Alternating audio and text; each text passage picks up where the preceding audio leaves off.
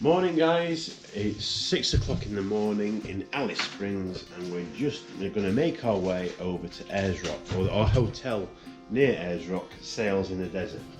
So this is the first and only night we're staying in this hotel before moving on.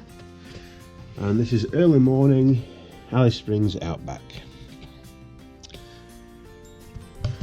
So I'll catch you guys later. So as I've just mentioned, it is a pretty early start today and we're waiting now for the coach to come and collect us from our hotel and take us on to our next destination. Once our coach had collected us, we then made our way over to a couple more hotels, motels to pick up some more passengers. As you've seen, we've started the day with a lovely sunrise and it looks like it's going to be a pretty nice warm day to boot as well. Just a few clouds in the sky, but it's going to turn into a very nice day, I can just tell. Now today is going to be a pretty long day of travelling, all done by road. You're looking at least 5 to 6 hours worth of travelling today, with a few stops in between, but ultimately there's going to be lots and lots of desert and outback scenery to see. After we'd been on the road for a couple of hours, we then made our first pit stop of the day and we made some friends. We made some friends with some camels, in particular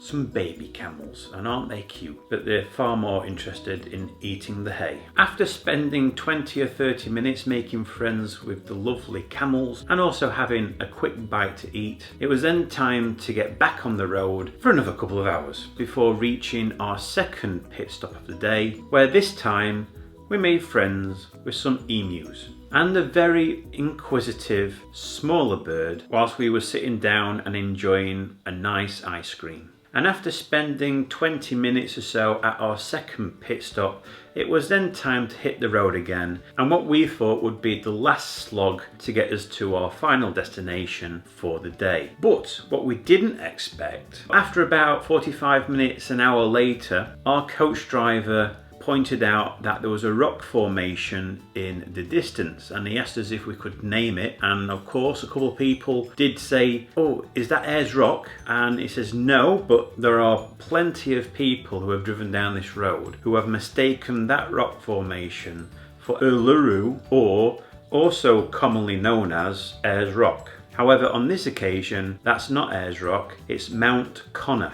And apparently it's heard that a number of people who have mistakenly thought that that was Uluru or Ayers Rock and pulled over, took some pictures and then drove back to where they came from thinking, we don't need to drive anymore, we've seen it in person, job's a good one. But obviously they've mistaken it for the wrong thing since it is Mount Connor, and we pulled into the Mount Connor lookout or lay-by to take some pictures, do some posing, and also just cross the road to walk up this bit of a sand dune and take a look at the, what I believe are like salt flats, but it's just completely barren. I mean, when you're just looking back and seeing the highway go all the way into the distance, it just tells you that you are very much exposed in the middle of nowhere. So we had about a 10-minute stop here just to take some pictures and do a quick bit of exploring, but we did have to get back onto the coach, and it turns out this was going to be our last final pit stop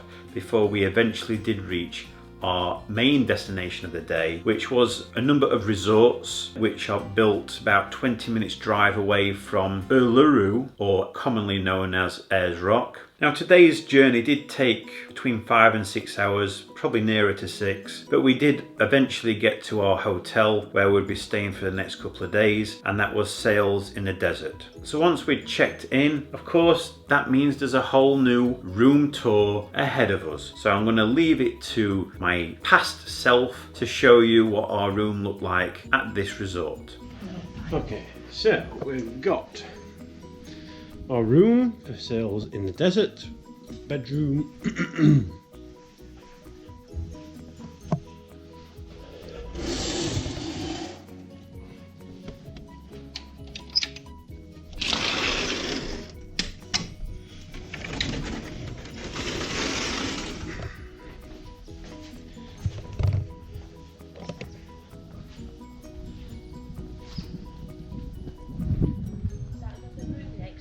Yeah.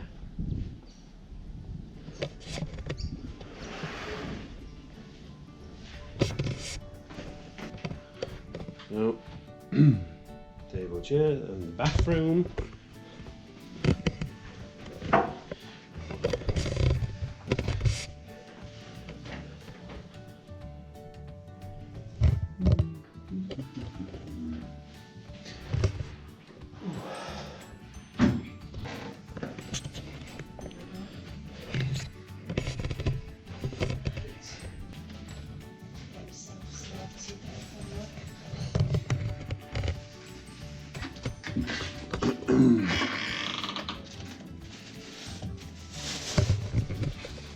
But the day isn't finished yet, because after spending 30-45 minutes in the room just to recuperate the best we can, we do actually have an excursion that we've booked to go straight onto, and again we are making the most of every minute we've got of this holiday, cramming in as much as possible. So it does mean we're going to have to make our way through our hotel complex for the bus that was waiting for us to take us on this trip around Ayers Rock, to drive us around the perimeter of Ayers Rock for about 30-40 minutes, and then we did come to a stop so we could get out and stretch our legs, more importantly by walking around designated routes around Ayers Rock. But what we did not expect to happen, whilst we were out doing our walkabout, we did not expect for the weather to start to turn on us.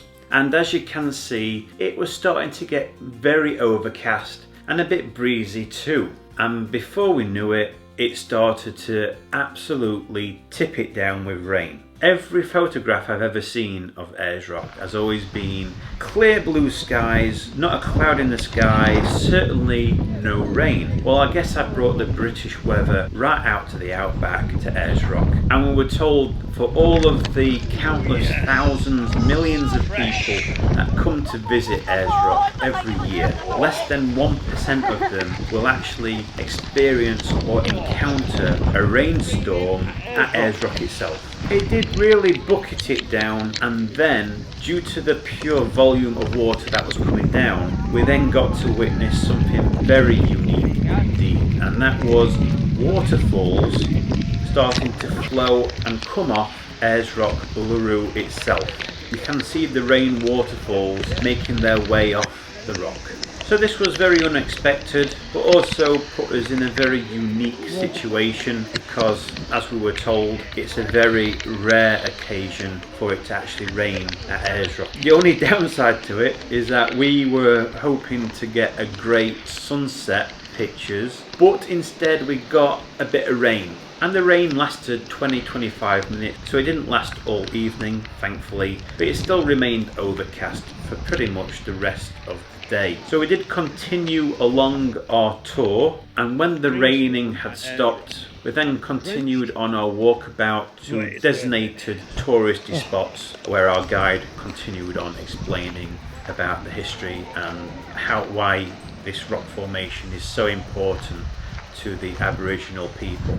The new challenge that we faced, or what I faced in particular, and my mum, was the leftover massive water puddles that were on the footpath, because I'd only brought one pair of trainers on my holiday. I didn't think I'd be needing to bring more than one pair, so it was leaping over puddles, and yeah, inevitably my trainers did get wet, and they also got completely filthy with red mud, clay, sand, whatever you want to call it, but it was all over my legs, it was all over my shorts, and I was already drenched through with my t-shirt and everything, so I was just a complete mess.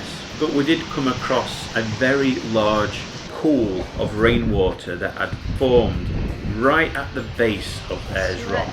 But one thing for sure that you will definitely need if you visit Ayers Rock, a fly net, because the flies around the area here are an absolute nuisance. Should be. Now thankfully, during our last stop in Alice Springs, we did go into a local shop and we bought a fly net there, ready for this situation, because we were told, we were given plenty of warning that fly nets are a recommended item for when you're on walkabout near Ayers Rock, because the flies, they do like to bite. My legs got bitten a couple of times during this walk, but you can see see for yourselves what a nuisance they are. So if you do ever go to Ayers Rock, make sure you buy a fly net, wear it, cover your face, protect yourself from the little bleeders. But anyway, after this very unique experience, we then had to make our way back to our minibus or tour bus, and it was going to drive us around to another location to get out and do another bit of a walkabout around Ayers Rock as well. Once we got back to the tour bus, we were all given towels to try and dry us off the best we could, and then we drove over to our final stop around Ayers Rock, which was a great lookout vantage point where the tour company also put on a very light buffet with drinks. So whilst we toasted the evening or the sunset, what we were supposedly there to do, as you can see, there wasn't really much of a sunset, but it was still a very picturesque evening. So whilst we nibbled away at some cheese and biscuits, if you wanted an alcoholic drink, you could have one, but I just kept with my orange juice. So me and my mum, we were hungry. So once we'd finished up there, obviously the tour bus took us back to our hotel, and where me and my mum, even though we were completely scruffy and covered in orange sand mud on our trainers, our legs, our shorts, and even on our t-shirts, we thought, sod it, we're going into the restaurant and we're going to have something to eat. So we did get some very funny looks when we were walking over to our table in the restaurant, because obviously we were absolutely filthy, we were loppy, and everyone else was dressed really nice and smart. But anyway, that's pretty much where the day finished for us, and obviously we went straight back to the room, got a shower, and then just relaxed watching a bit of TV, and then just falling asleep. So that's where the day finished. That was it. So I am going to finish the video by looking back at a few memories of the past 24 hours in the form of the photographs which I've taken. So if you would like to continue following us on our holiday, by all means hit that subscribe button, because I wouldn't want you to miss out on any future videos that I post. Now, as you know, as you've come to know, I am releasing videos on a daily basis, so therefore I will see you all tomorrow.